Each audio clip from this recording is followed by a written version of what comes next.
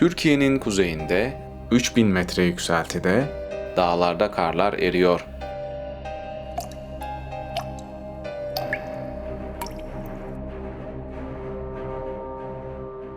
Mayıs ayıyla birlikte Karadeniz'in yüksek kesimlerinde yaylacılık sezonu başladı.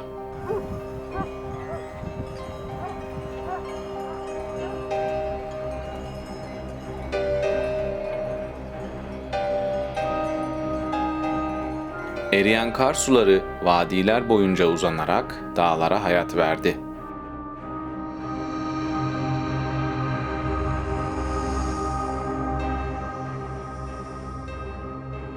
Gümüşhane'ye bağlı bu yayla, taze otlaklarıyla hayvan sahiplerinin her yıl geldikleri yaylalardan sadece bir tanesi. 850 koyundan ve 8 köpekten oluşan sürüsüyle Osman burada bir mera kiraladı.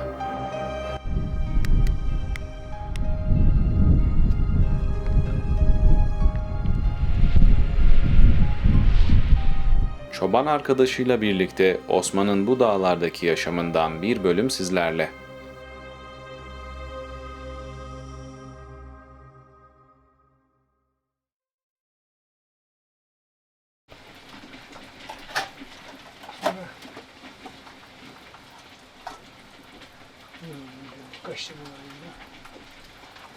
Sabah ben kalkıyorum hep. Çayımı demliyorum, köpeklerimi yediriyorum. Ona kalk diyorum, sofrayı kuruyor, kahvaltımızı yapıyor, koyunumuzu çıkarıyor.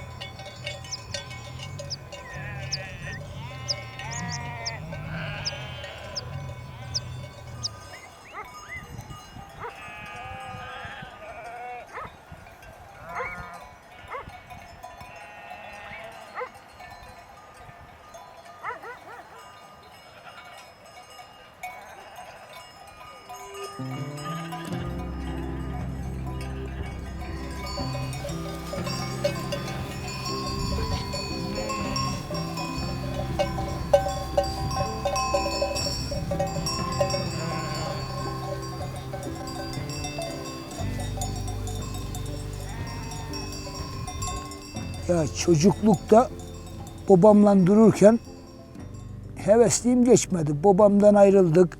Kendi çelik çocuk talaşımıza düştük.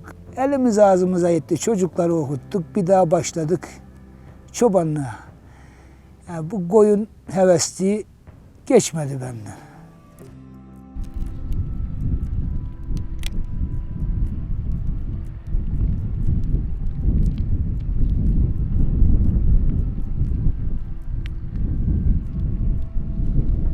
Bu karın bittiğini bilen yok, eriyip tükendiğini bilen yok. Yani azalıyor ama illaki böyle simsiyah buz halinde illaki bir şey kalıyor. Bittiğini bilen yok, gören. Haziran'da, Ağustos'unda, Temmuz'unda hepsinde, Ekim'inde, Kasım'da hepsinde var yani. Bitmiyor buranın karı. Eğri kar buranın adı. Burada eskiden pazar oluyormuş. Pazar düzü diyorlar buraya da. Çok eskiden pazar oluyormuş.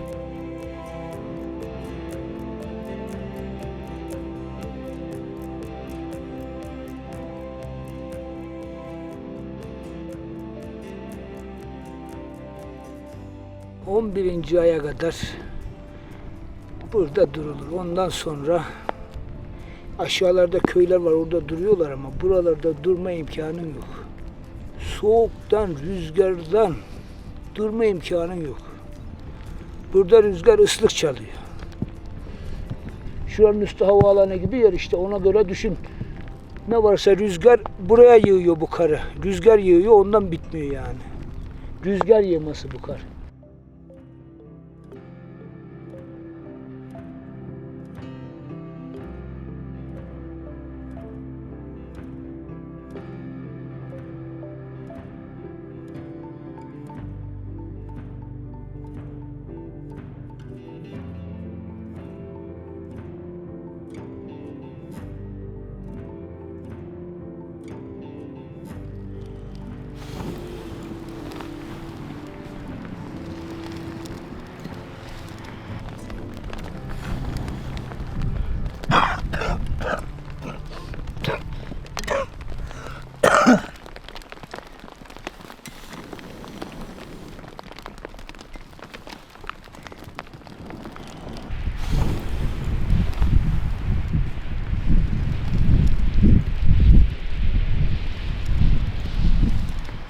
Biz Mayıs'ın 18'inde geldiğimde burada dünya kar vardı.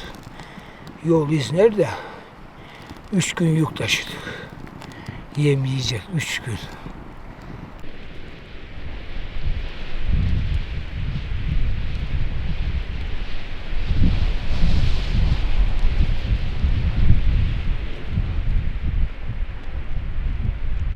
İki sene önce savaş çıktığında Ukrayna'daydım.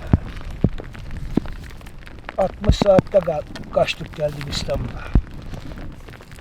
Şantiye işini bıraktım işte, çocukları tuttuk. Başladık bir işe. 15 sene gurbette kaldım. Bir daha 2 senedir bir daha başladım çobanlığa. Taksi plakam var, taksicilik yapmıyorum, çobanlık yapıyorum.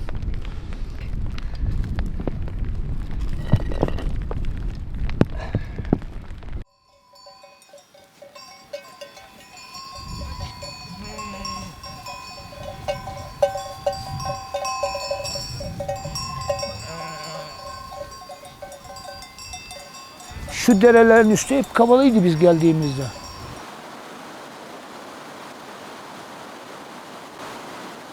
Koyun karşı bir derenin üstünden geçerken ince kar oldu muydu düşüyor, küt gidiyor. İlla ki takip ediyorsun ama bazen de gözden kaçıyor. Kar yarığı vardı şurada. Koyun düşmüş oraya, 2 gün kalmış, 2 gün sonra bulduk koyun canlı ama öyle kurtardık yani, belli olmuyor.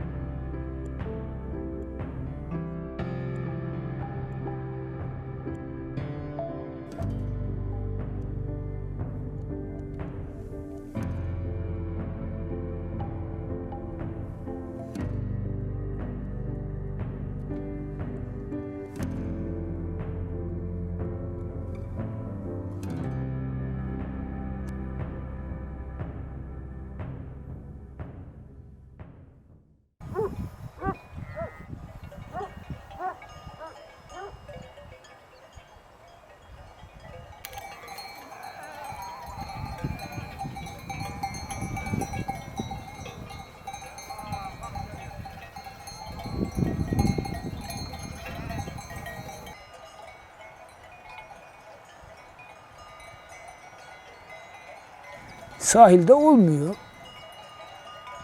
İşte koyunu sevdiğin için bundan çilesine katlanıyorum.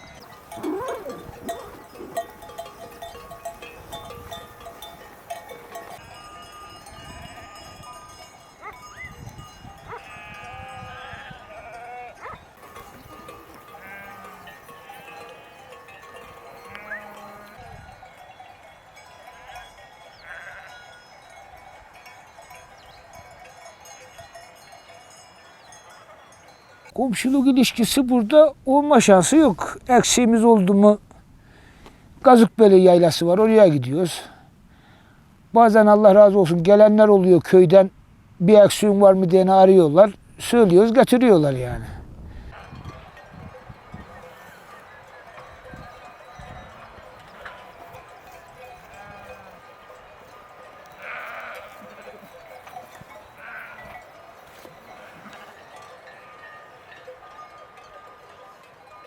Kafamı dinlemeye geldim ben buraya. Kalabalık olmasını da istemiyorum. Niye de her şey düzenimi kurmuşum. Televizyonum var, şeyim var. Bir ses olsa. Bu çoğu yerde internet çekiyor. Eskisi kara düzen yok yani. Kalabalık olmasını da istemiyorum. Bazen geliyorlar, 2 gün duruyorlar. 3 gün duruyorlar. Çekip gidiyorlar duran da yani.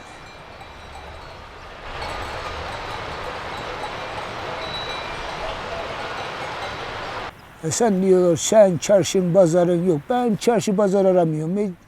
Mesela kışın oluyordu. Gezesim oldu mu önüne samanlı yemini doldurup bari öğlene kadar gezip tozup geliyorum arabam altında. Şantiyelerde gürültüyle patırtıyla burada kafamı dinliyorum.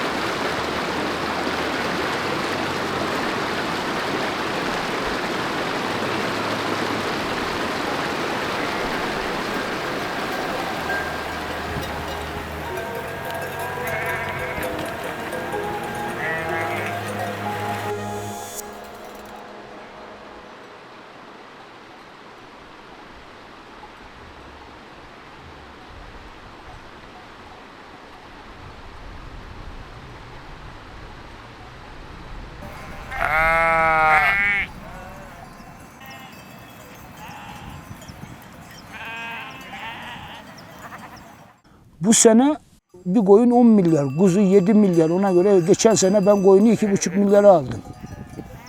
Bir senede üstüne koydu. Ya gerçi her şey zamlandı ama karı var düşün ya 100 koyunla hesap edin yani.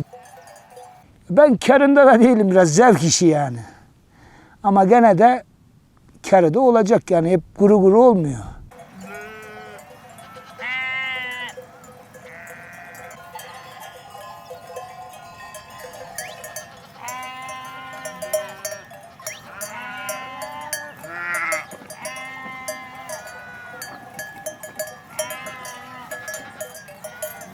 Öbür arkadaş yemeğimizi o taşıyor. Benim çantamda topallık ilacı, hastalık ilaçları, benim çantam sığıya çantası gibi, makasım şeyim.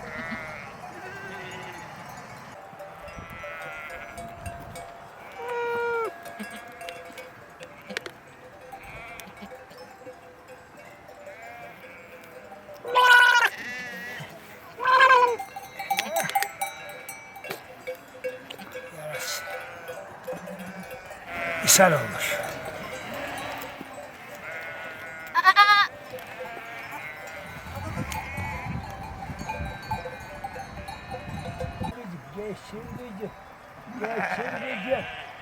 Cebimde Hala mısır taşıyorum. Elime gelene veriyorum ya kuzularıma, koyunlarıma. Geçin oğlum, geçin oğlum, geçin oğlum. Geçin oğlum. Gel oğlum, gel. Ne oldu? Ne oldu? Hadi bak. Hadi.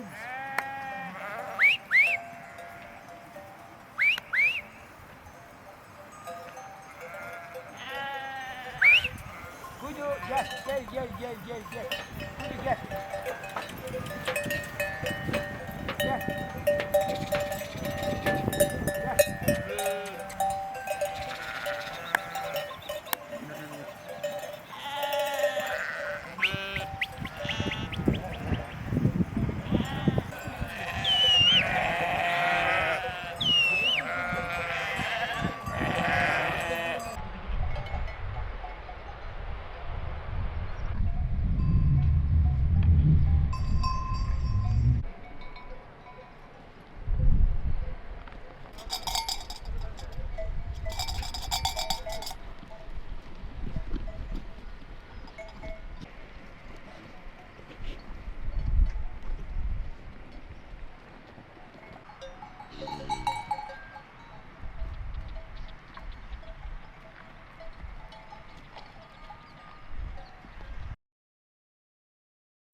Burası bize dededen kalma. Şu anda 50 yaşındayım. 11 yaşında buraya geldim. 22 hane olduğunu biliyorum burada. 2 takım kuruluyordu, adam artıyordu. Öyle kalabalık vardı. Şu anda bir çoban bir ben. Çoban değil, çoban olarak da saymıyorum. Ben çoban olarak görmüyorum, arkadaş.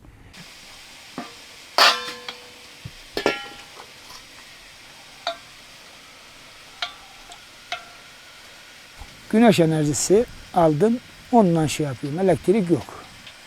Yani ben gördüğünüz her işimi yapıyorum. Yemeğimi, içmeğimi Allah'a şükür. Aklım kesmediğini dedim, telefondan soruyorum.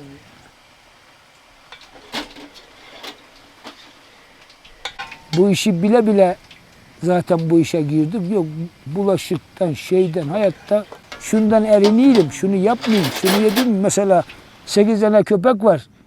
Birini yedirmeyeyim. Hayatta ben onu yedirmeden soframa oturmam. O 8 tane köpeğin 8'ini de yedirmeden soframa oturmam. Çünkü o da can. Köpekleri yedirip koynumuzu badayıp ondan sonra yemeğimizi yiyip artık ister televizyon seyret, ister yat aşağı.